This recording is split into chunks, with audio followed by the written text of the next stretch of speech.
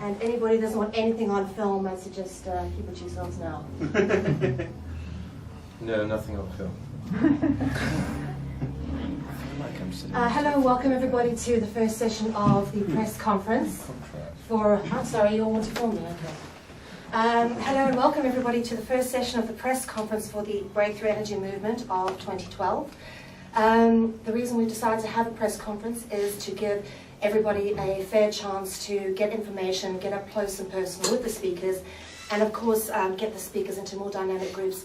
Hopefully we can exchange them information and potentially extract some that hasn't already been extracted by anybody else.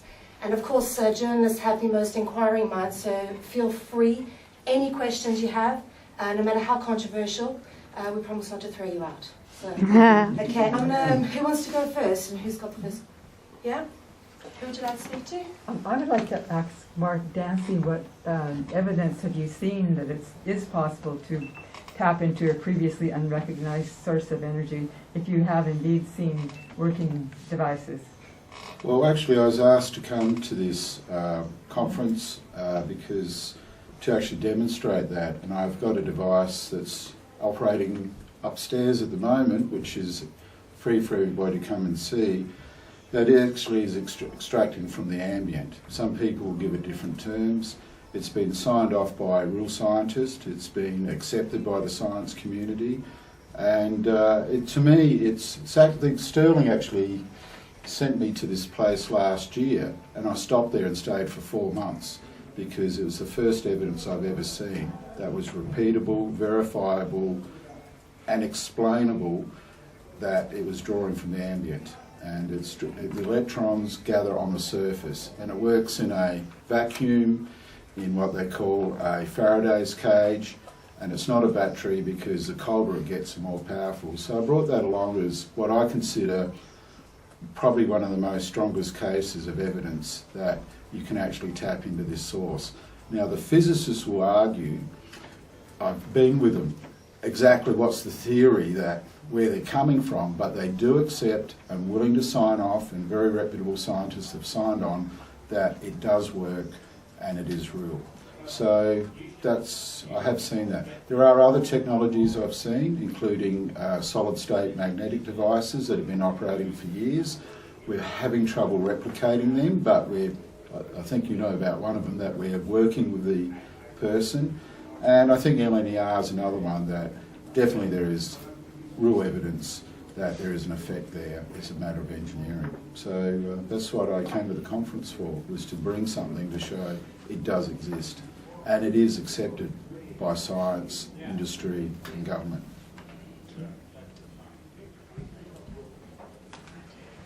Anyone got another question? Right. I've got one. For anyone on the panel, have any of you at any stage come across people trying to stop you or scupper your efforts with regards to any of you? Have you had anyone giving you a hard time about the work that you do and would like to hear more about your efforts to overcome that? No one? Maybe I can answer. No one has ever tried to stop me, but to get help to come to the next level, like to raise funding and to organize the appropriate laboratory space, is difficult, okay? And also, I've seen colleagues who are doing really good scientific work in the university related to cold fusion, you know, as long as they didn't call it that, they didn't have any problems. But then inside the university there was like a paper, and it said all of a sudden, when the journalists found out inside the university, they made an article and they wrote, well, scientists of our university found proof for cold fusion. And after that, they got, the keys were taken, they were not allowed to work there anymore. But then they shifted to another university. So this gives you some idea on, nobody really tried to stop me in any way, didn't approach me like that, but to move forward in a laboratory to gather the stuff is not easy, but for the stuff I'm doing, I can say I'm lucky. I've always gotten a lot of support. I found professors, I found sponsors who who kind of promote what we're doing. Yeah, so. I think the phrasing is important. I really love the term breakthrough energy. Free energy is very emotive, whereas breakthrough encompasses a whole lot of areas and people are comfortable with it. But there are other motive words, like you mentioned cold fusion, and academics get a bit nervous. But I think the breakthrough energy. The only experience I've had was on this trip where the TSA, they're the security at the airports, took my flashlight. I got here and found a note in, we've confiscated this, and that's the only time I've ever had any trouble. But I've actually found often the people that people are thinking of suppressing with the technology I'm working with now are our biggest supporters. Industry, government, are quite often the ones embracing it very, very well. There's been a paradigm shift in the last 2 or 3 years that they're hungry for this. And if you've got a commercial application, they want it. Whereas 4 or 5 years ago, it was very difficult to get anybody's attention, but there has been a paradigm shift. I would like to also address the question I'm asked at as well. And we have on our website documentation of some 30, 35 instances of documented or alleged suppression cases. It does happen. My experience is that the biggest obstacle to overcome in bringing something to market is not the men in black, so to speak, but the interpersonal conflicts, people that can't get along with each other, crazy inventors who don't know how to talk with other people and be rational and reasonable about their terms. Me personally, I have never been approached or threatened or, it's not that, there aren't times when you think maybe somebody's listening on a phone call or intercepting your email. The thing is, I think the most important principle is to not go into fear, because the bully is able to operate through fear, and if you have no fear, they have no power. And so my status or stature has always been to be fearless and to not worry about them, so that when you hear clicks on the phone or things like that, it's just like, hi, how you doing? I hope you're enjoying this conversation. I am, and basically don't go into fear. Be humorous about it. So that's my approach to the whole question of suppression. Yes, it exists, but that's not the biggest obstacle, and fear is the biggest tool. And so don't go into fear. And I would add that academia in general, most people just simply find it unbelievable. It's not been trained. If you talk about some of these notions like the 0-point vacuum fluctuations and things like that, the engineers never heard of it. And so if you come forth with something like that, it just sounds like nonsense to them. And so a lot of it is simply, it can't exist because I haven't heard of it, type of attitude. And that's been, in a way, the history of science. Thomas Kuhn's The Structure of Scientific Revolutions illustrate that beautifully. When there's big paradigm-shifting breakthroughs, it's ferociously resisted because people like to just be locked in with what they learn. Before we do the next question, Rob, can you turn the light down a smidgen because everybody's really, really bright. Thank you. No, you got to do it. They showed you where to do it. Don't worry about the camera.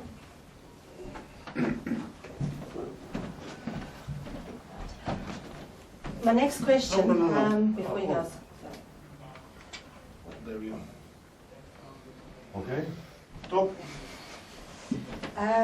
David William Gibbons, your piece with Brian and Leary was very, very intriguing. Initially, I didn't really understand that it was a theatrical piece that was pre-recorded, but I wanted to ask you about Brian Leary and his work. Having worked and in the capacity that he had, do you think he, before his death, came to know that perhaps he had worked in an organization that was co-opted, and that's why he sort of came out with the vision that he did? Brian was a very pragmatic guy. He was very much a human being who resonated with and absorbed the energies of anything that was going on around him. He, like many of us, felt pain and celebration, and he loved the world, loved the planet. He always talked about healing the planet. I think that, and it's not in my vocabulary, by the way, to the prior question, is this issue of suppression and Men in Black, that's not in my world. I just don't see it. I don't see the need for it. I think it's a negative energy that we can just transmit and forget about at this stage, particularly going into 2013. But Brian, no, he was pained by what he saw. This amazing man who had devoted his whole life after coming out of NASA to recapturing the essence of a natural world, trying to heal a planet. He was an amazing individual and a real hero. I think in his last days, spending so many months with him daily, talking to him, that he was very passionate about the fossil fuel industry. He was obviously very centered on the issues in Ecuador and South America. He was looking at the Amazon. And of course, when we were spending all those months, we had just seen the BP oil disaster in the Gulf of Mexico. So of course, we were talking about all of these issues. But this man was a kingpin in this whole arena. He knew all the inventors. He was critical of some, celebrated others, saw where it was going. I think he was also, though, very open-minded and very compassionate to what inventors are trying to achieve. And I think in the end, yes, he was hurting. I could see that. And I suppose in many ways that's why I drew parallels, because I felt that I was at the same time hurting for this planet. And we are certainly at the end of days, and we have now finally found the paradigm and the time here to affect change, and that's what this is all about. So, yeah, he was very pragmatic. He knew exactly what he had taken on 20 or 30 years ago. He was happy to do it. He lived on it. He cherished it, and of course he demonstrated it through his home in Ecuador. I'm going to escape really quick. I wanted to catch Jane's presentation. I have a question. I have a question. Yes, sure. I'm a volunteer collaborator on this conference because I'm a very enthusiastic researcher myself in some sort of hobbyist way. And I think the most inventors or researchers work in the same manner. They have no big, large, extensive laboratories and are funded. Everything has to come out of the initiative of the enthusiast person who really want to make a change. And during my researches, it started with fumbling around with coils, copper wire, magnets, and what have you. And then I found out that every time it occurs the same principle. And I would like to have your thought about making some sort of statement which might be a physical law for people to work with in order to get the abstract into the concrete, that in order to get your hands or grasp any form of ambient ether energy, or what is ever called zero-point energy, that is that the properties of the way to get there contains of building up a potential, have it pulsed, so the potential must fall for some time or some amplitude or whatever, and then has to be picked up again in such a way that it gets into resonance to whatever background vibration there is in nature. And that resonance is the key factor for sucking in the influx, let's say whatever Mother Nature gives you, the extra bit, which is in the end more result, more outcome in the end than you put in. So there's the everlasting discussion is over how can you ever get more out of it than you put in. Then you have to count with a little bit extra, which Mother Nature puts in only at certain conditions, which I think is resonance. So resonance is essential for every design or every apparatus you ever make. What's your opinion about this? I think You're correct, but it's limiting because what I've seen in evidence, there are several mechanisms to tap in, if you like, into the ambient ZPE. There are several processes and they're all emerging together at the moment. I talked about solid state magnetics, there's LNER. I have a device up there that actually creates that potential to attract it. It's locked in. So I think what you're saying is, can we quantify it? And the way you do that is find ways to collect the data and have ways of the methodologies, setting some standards. And that's what we're attempting in this group actually at this conference. We've all discussed that. Let's put a set of standards out there that people can test to, and those standards will actually help people understand it. And it's also going to import the science community as well. We're in their playground building bridges. But I wouldn't be limiting, because I had a bit of a chat with this wonderful man here, and I said, it's going to be what it is. We shouldn't have preconceived ideas, and there's going to be several ways of getting there, and that's the truth. And everybody's got to be prepared. It may come from a Tesla theory, it may come from this, it may come from mainstream science, but we just have to accept that when it does come, we have to quantify it, and when you can verify it, repeat it, then it gets its acceptance. But I wouldn't limit it to what you're saying. I think what you've expressed is one way of getting there, but there's several, and we have to be open to every way of getting there, and then accept it, and then embrace what evidence and data and what other people need to feel comfortable, so they feel comfortable with it. I'm not sure whether I answered you, but I hope that helped. Go ahead. I think the resonance principle is a very important principle. Looking in the frequency domain, it means you're kind of on the same frequency, you know. So I think many technologies, the core will be resonance, but I can also envision mechanisms that work mainly on a different principle, you know. So I think resonance definitely is a good core, but I also like Morey's thing with the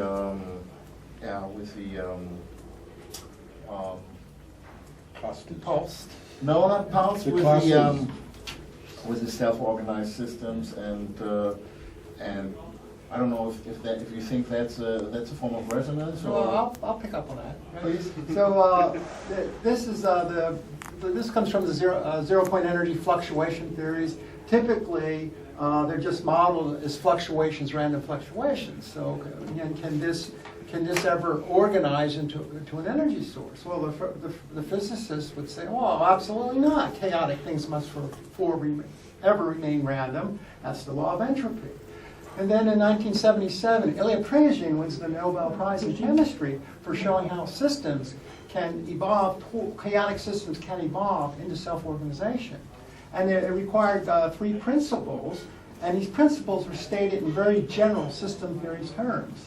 The system must be nonlinear, far from equilibrium, and have an energy flux participating going through the system.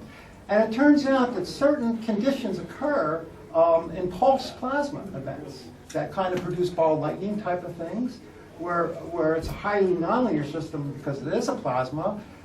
It's driven far from equilibrium with abrupt pulsing, and then the form that it takes, this toroidal vortex ring type form, tends to channel the zero-point energy flux into the system. And all of a sudden, from this event, you have this entity, and now then it's possible to tap excess energy from it. And it typically takes the form of a ball lightning plasmoid, is the phrase they use. And then one advantage to extract the energy is once you make it in a plasma tube, for example, and you resonate with its natural frequency to keep driving it, that's where the resonance idea comes from. And that relates to the work of the inventor T. Henry Morey, who developed these plasma tubes back in the 20s and 30s, back in Utah, where he's staying. I'm wearing my Dutch colours today. Sure the Dutch appreciate it. You had a question? Yes? So, question to the whole panel. What do we need to reach the next level of breakthrough energy? So this morning I walked through the town and I saw in the Netherlands there's a lot of bicycle traffic. So compared to the United States, for example, I think there's almost no bicycle traffic. There's a lot of cars. Water cars, okay. So what do we need to prepare as a help to evaluate, to come more breakthrough energy? Public available workshops, public available laboratories. Everybody would say more money, okay, it's not very precise. So what could be the next steps? One thing that I've done, I've brought serious physicists and scientists together with the, if you like, the backyard hobbyist, and I've brought them together and I've got them to respect each other. Because often the inspiration comes from the person who's working at home or plugging away from years. We've got a couple of people we bring in and I sit them down for 3 days and the physicists will roll their eyes around and say this is crazy, but at the end of it they're working together. So you've got to build some bridges and I think that's helpful. Funding, you mentioned, well, we don't want to be beholden to governments. There's a lot of work, a lot of paperwork, a lot of conditions. We're heading towards a self-funding model. So we're grabbing existing technologies now and we're applying them in new ways so we can generate products provided they're environmentally friendly, benefit humanity and contribute some way. They don't have to be free energy. And the profits we make from that, if you like, then funds the scientists to go ahead. But that's only one mechanism. The other thing is preparing people. And this is where a lot of people who are at this conference is, how do you build the bridges? Rather than having this polarisation of the scientists should change their opinion and the scientists have got prejudices the other way, is how to find the common ground to learn of each other and respect each other and build the bridges. And that's something I think will go a long way to actually contributing to make the awareness. But it's interesting the demand's there. There's been a paradigm shift that the world's hungry. Energy is the new currency. So the corporations who might have once upon a time thought these are a mob of, we have an Australian term, wankers, I don't know if it has its back. But they're now saying, oh, there could be something there. And if they see a little bit of evidence, they're the ones I'm finding are the more enthusiastic actually. It's just amazing. Governments are always, somebody mentioned it the other day, one step behind. So I feel there is a positive thing. And there's just this change, but it's going to take a lot of people, a lot of contributors, because everybody's part of the equation. It's not one group or the other. It's embracing everybody and respecting everybody. And that's what it's about, is respect. And that takes a little bit of time to do. But there's some good people, the gentleman sitting next to me, he's going to have a big role, I think, in bringing awareness and guiding people and building those bridges. But it's no good sitting here criticising them and trying to change them. You've got to change yourself to say, okay, what is it that they need? And then work with them. And if you do that, you open the door, they'll come a long way to then listen to you and say, well, how can we work with these people? So I think it's communication and respect. Got another question here. Well, his question was to the whole panel. Yeah. So maybe Oh, we should sorry. give others a chance. Well, I like to continue on that. I think that attitude and consciousness is very important. So it's there are still some technical issues in most of the technologies that needs to be overcome. But I think that the main thing is that we need the support of the public. Yeah? We need to win more people to get involved, because then it will open up more and more people. And I don't think we need to go out and convince people too much. It might be enough to gather all the people who are friendly already, who are interested and friendly. Because in my experience, in all walks of life, we find people who actually are open for this or are happy. So in Germany, for example, just recently we were approached by someone in the government who wanted another study on this field, and so together with other friends in the university and so forth, it was quite easy, smooth way of working, and I'm sure that will make another impact again when it reaches the public. And so cooperation, reaching out is an important part, and so this conference is very important, I think, to reach out to the people, get more the public involved, and because like maybe 5 or 6 years ago, we had a politician or somebody who works for a member of parliament, and he gave a speech on one of our conferences on how politics works, and he laid out very nicely how the government works and how do you approach which part of the government if you want what, you know. And so, for example, for the politicians to come to this kind of meeting and this field, the public opinion is very important, because the politicians, the member of parliament or even member of the government, the politicians, you know, the ministers and the prime ministers, if people are against this, they will not go for this. But if people demand it, or if people at least are friendly towards it, then they will come forward, you know, because they want to win the next election. They can't risk too much, they can risk a little bit, you know, but so Public awareness. yeah, public awareness is very important, and also on the technical side, there are quite a lot of, there are maybe, I would say, 1 to 5% of people friendly towards this already, you know. There are physicists, maybe younger physicists, older physicists who are interested, or in engineers, you know. So I think if we network and if we give these people a chance to work together, then it will be easy, you know, to come forward. And also same with the money people, you know, we find again and again, it's not easy, but sometimes you find very rich people who really want to help the planet, who want to give big money, yeah, for then of course they need a quality project where to put, so the quality comes in. The credibility. You know, the credibility is It's important credibility. for them, because they don't want to spend 100 million on something that is misused, let's say it like this. Okay, it can be risky, yeah, but it must be of quality, you know. So I think the word credibility is really important, and this is why we're trying to build the bridges, and Thurston is as well.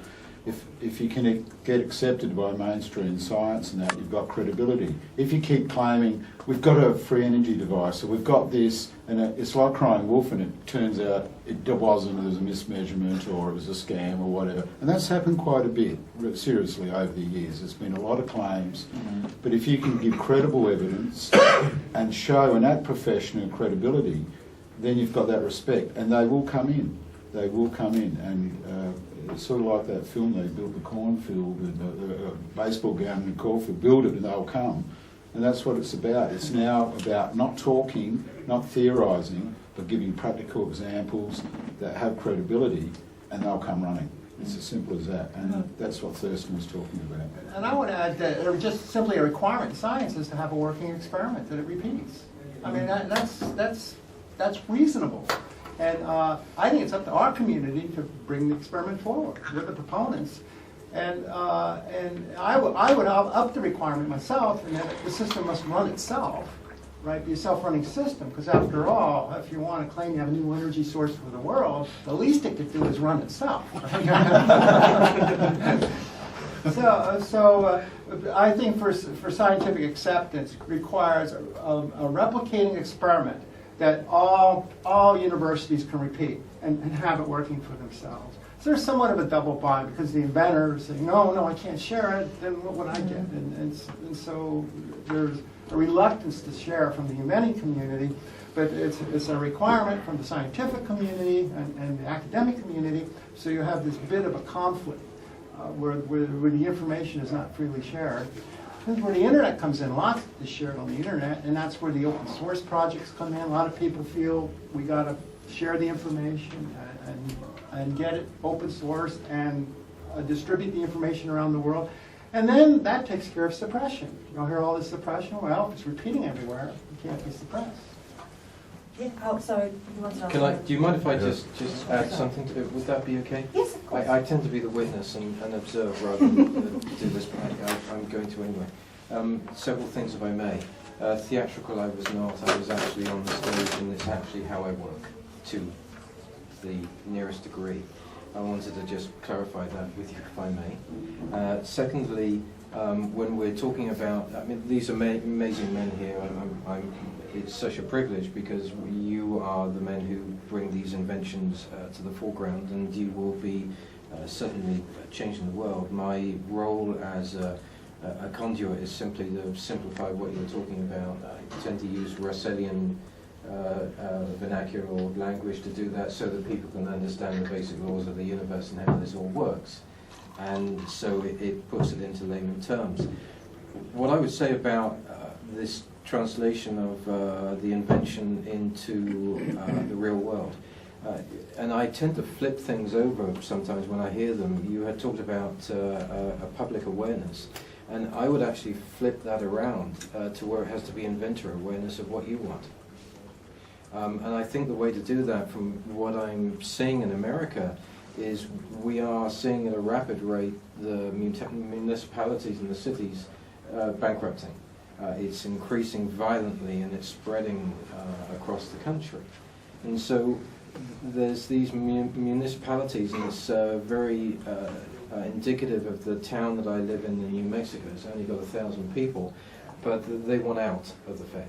They want to have a sovereign situation. They want to be able to govern themselves and create a sustainable town.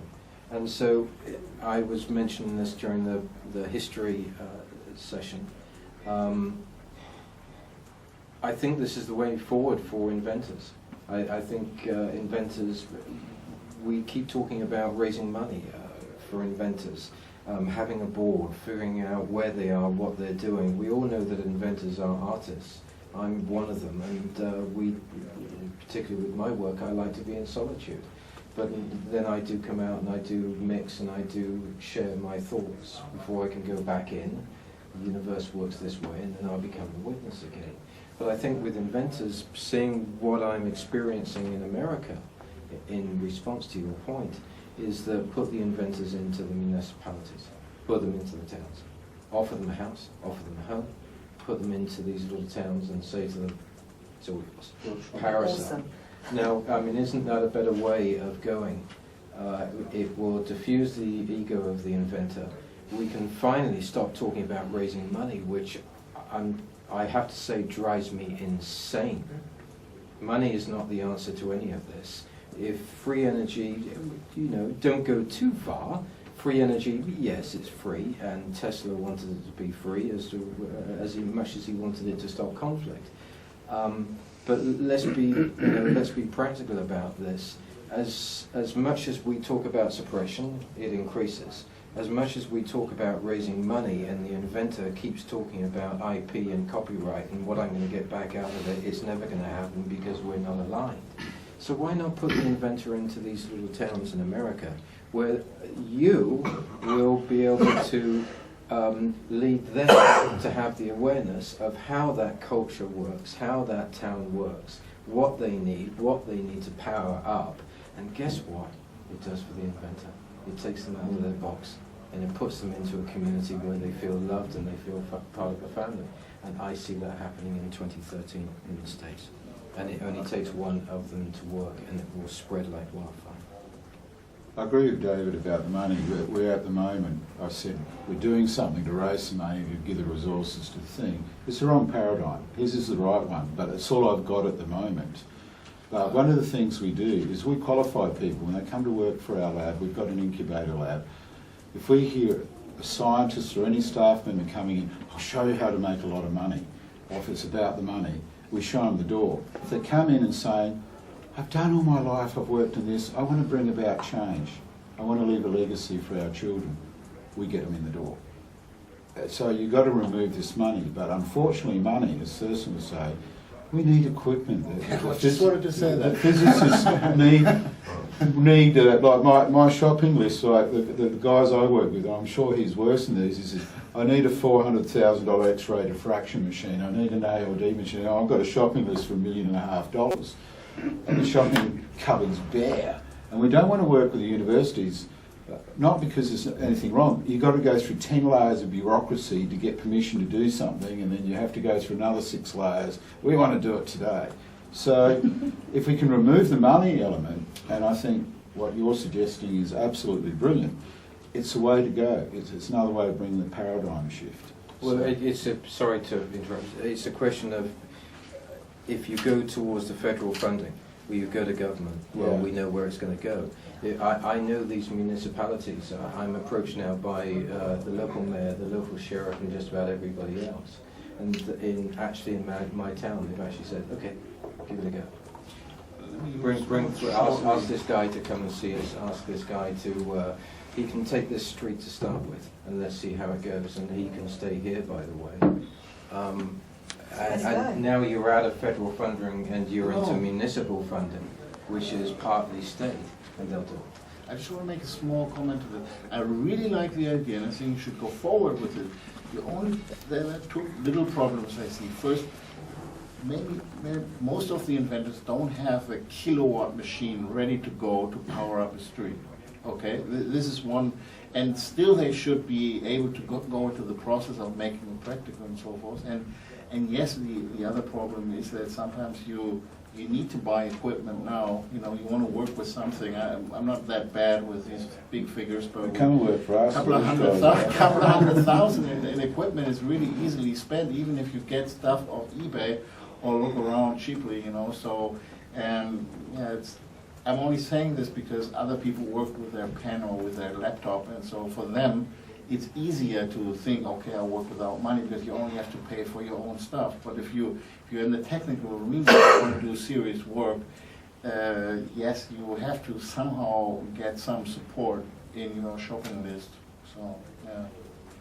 We shop for our thing off eBay. Sorry, that's really good. Another lady had a question. You have a question? Well, I had a question, maybe it's going a little bit of a different direction. Talking about a breakaway civilization, what we might have. If any of you think that we might have that, and what would be your take on this? Because then this civilization already have all those technologies and use it, and just to hear your take on this. Yeah, we just invent a flying saucer and get the heck out. I don't know. Yeah, I'm with you. Keshi. What, no, so you don't, do you believe that we have a breakaway civilization, that something like this exists? There was the famous Swiss ML converter, the Christian community in Switzerland, right? And a famous inventor around it, and they presumably had an energy machine powering the little village there. I haven't seen it, I've certainly read about it, it's very famous. And I don't know its state today, whether it's that way. They don't want publicity. They don't want to share it. They're just trying to be self-sustaining with themselves. I'd be curious what their state is today. The inventor has long since passed away, but I wonder if the device is still running. I don't think it's a breakaway civilization. You heard the term indigo kids? Yes, sure. The extraordinary abilities of children. I've seen that myself. It's just amazing. So I don't think it's a breakaway this or a separate group. I think the generation coming through is going to be part of this change, and the indigo generation's coming. So it doesn't have to be breakaway, it should be inclusive. Why should somebody be left out? Well, I do see, in the short-term vision, I kind of see that the society will split up. It will, in my feeling, it will split up in people who want to work with the old paradigm, the big numbers, the money, the against each other paradigm, and there will be people who want to cooperate on all means, like we do, you know, who want to cooperate, go together, want to build a new society on new paradigms, and I see that that will be like little separate, obviously not really separate because you're on the same planet and so forth, you know, but I'm sure the ones who build the cooperative society will survive because it's about challenges, you know, the financial system will break down sooner or later, you know, it's just mathematics, you can really calculate, it cannot be sustained much longer, you know. Same with the environment, with the energy, with the oil, you can just do the mathematics, you know. I go to India quite a lot and all these people, they have so many cars now. 15 years ago they had like a few taxis and now they have just like 300 million middle class buying their new car, all new Japanese, German, all cars, you know. You just do the mathematics. There's not enough oil for all of this, you know, and so I could go on and on. So definitely there will be some breakdown of this what we see, and it's just not sustainable. It cannot go on, you know. So, and in building up the new, I think some people will stick together and will build something new. So I see kind of a turbulent time, and there will be societies like what you envision, you know, who kind of pick up some inventors and try to do something on their thing. There will be islands, but I see all those islands connected. You know, they will build up a new society, and everybody is welcome, in my view, to rally in and help. But you have to come to a consensus that it's for everybody and not against everybody, that we help each other and are not against. And really there are studies that prove that if you help each other, you are a more resilient and a more stronger society. You know, it's actually luxury to be against each other, to rob each other. That's luxury. You can only do that if you have abundance. You know, if you are in need, if there's a catastrophe, people start helping each other. That's the only way. You either do it or you don't survive. You know, you can't go through a very turbulent time on your own. You know, it's just not possible. So I would pick up on that. I think we'll go through a time of turbulence. At the same time, these islands of growth will occur, and there'll be a consciousness transformation that goes along with it. These islands of communities that work, there'll be, you know, people will be very loving in their nature. I see that just gradually growing to encompass the planet. So and there'll be abundance from the energy discovery. And I feel that both go hand in hand, a new consciousness with a new energy. Does anyone else on the panel have anything to add? I think Holland's geared up. They ride bicycles here, so they're not going to suffer from the oil sources. I love it. You had a question? I'm just wondering, when do you see all this technology that we're talking about here in normal day society? So when can I look outside and see the technologies we're discussing here? You guys were close. When I first came over, my first trip to Europe, I said, wow, look at this. Everybody's fit and on bicycles, everything. Oh, darn, the cars are spewing gas. You just need electric cars to create the real illusion. And then you have me convinced. I'll come over here. I think the process, I've had this feeling, and I've talked to others, that the process of change will probably begin next year. It may be aligned with something else, like a monetary collapse or something else. I think I'm seeing now in the last 2 or 3 years, after decades of talk and this invention of that, I'm seeing parallel several coming to the surface, and I think the process will start. But it'll be several years before it's fully integrated. You know, you just can't change a paradigm shift overnight.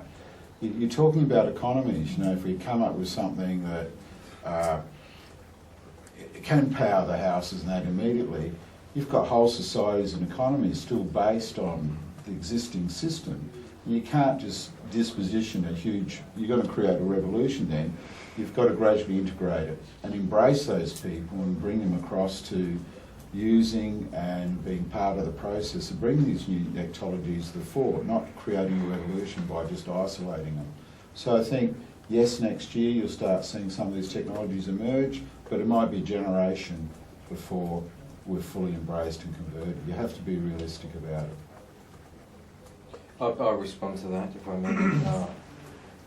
I've noticed with many of my friends and colleagues and people in the US, many of them talking about ascension and dimensional space.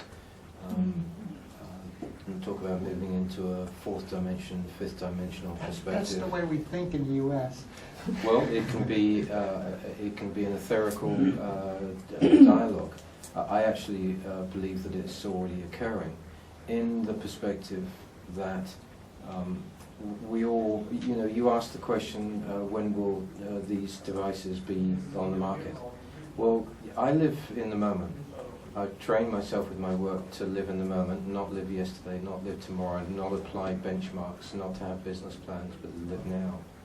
And it's a valid question. I'm just saying that I live in the moment. And we all have a different perspective, and I've seen people literally around me, wonderful, beautiful people who are going into a fourth and fifth dimension. I can see it. And it's not about them ascending and disappearing off the edge of the planet.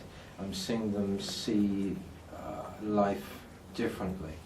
And I think that this is, you know, when you're talking about a monetary collapse, I already myself have completely converted out of this reality.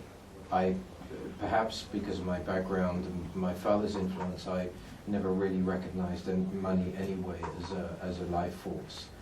It was a vehicle for hundreds of years. It's not a vehicle that's working now. But I think that there's a perspective offered here, so what we're seeing is some people in this world in a different dimension. So many are still in the third world, material dimension. They're still seeing the old paradigm, seeing the financial system, seeing the markets, wanting to have money, creating business, having this greed. But I'm seeing, amazingly, particularly in the last 12 months, people around me who I can see are going to the fourth and fifth dimension. And now they're not seeing this. And it's not just because they're making a choice point not to see it, they're literally not recognizing it. And I'm there. I don't recognize a monetary system, so I don't worry about it. I don't worry about suppression. I don't fear about it because it's not even in my perspective anymore. So I think when we're talking about 2013, I wholeheartedly agree that it's the year. And there'll be half the population that will be in a third world thinking process, thinking idea that's provided to us by the source. And they'll see the money system and they'll carry on. And I think half the population will be in the fifth dimension and they'll completely disregard it. And I saw Brian O'Leary in that, very much in that in his final months, and I learned so much from him. And I suppose you then get to a choice point yourself. You either say to yourself, am I going to stay in this 3D material world, or am I going to elevate and ascend? And we talk about ascension, well, that's real as well. We have no idea what is going to come out of Fukushima. It is going to make Chernobyl look very, very small indeed. That is a real ascension. But there's a form of ascension where I see a huge percentage of this population in this world in this coming year, maybe 18 months, going to a fifth dimensional aspect where they're still here. I'm not getting esoteric, but they just simply don't recognize what we're talking about anymore because they don't need to. And this is why I'm saying we debate over these devices and free energy. As far as I'm concerned, let's just all assume it's here. Well, I know it's here. I know that we're all illustrating that. We all want to have free energy. These incredible men that I'm sitting next to, the privilege is unbelievable. You've created this new world, and you're leaving that legacy. So my work here as a conduit is I simply tell everybody, we're already there. Congratulations. All we have to do is get into next year. If the economy crashes, I'm not going to notice it either way, because it's just not in my perspective anymore. But I do know one thing. We are inseparable. And this is why in my work I refuse actually to push back up against the Chevrons and the BPs and the corporations and the governments. I work with them. Because at the end of the day, if we're inseparable, then when they fall, and they will fall big, the more they have, the more money they have, the more possessions they have, the more they want image. When it finally does come to them, they're going to really suffer. And my proposal there is let's be there for them. That was excellent. We have to close up. I've got time for one more question. Sorry. No, I want to add something. Yes, okay. Because also since many years I'm moving in different spiritual circles and circles which who are informed about new energy technologies. But what sometimes worries me is on one hand they consider themselves to be light workers and to bring in a new consciousness into this world, but on the other hand they are deeply still in a dualistic thinking of the bad guys in the fossil fuel companies and the pharma companies and politicians, and I sometimes observe in these circles also some, I call it as a German, a fascist selection ideologies. And this is, we spiritual people, we are shifting into the fifth dimension, and the tsunami will sweep away the souls who don't want to develop. And I say, hey, look at what you are saying, and what is the essence of your ideology. And it is not, you could replace the words with the superior ideology and inferior ideology. And that is sometimes, but I get a lot of emails where I think they're not aware even of what they are telling. But we should be also looking at these concepts of the so-called spiritual people who will pave the way for a better world. But or bankers have been arrested, and the energy which goes with it is, sometimes I'm more worried about these people than the so-called bad guys up there. Good point. These people as politicians? Yeah, all they are blaming for the misery in this world, in the different lobbies. So, ladies and gentlemen, is any more questions we need to close up? Is everyone done? Okay.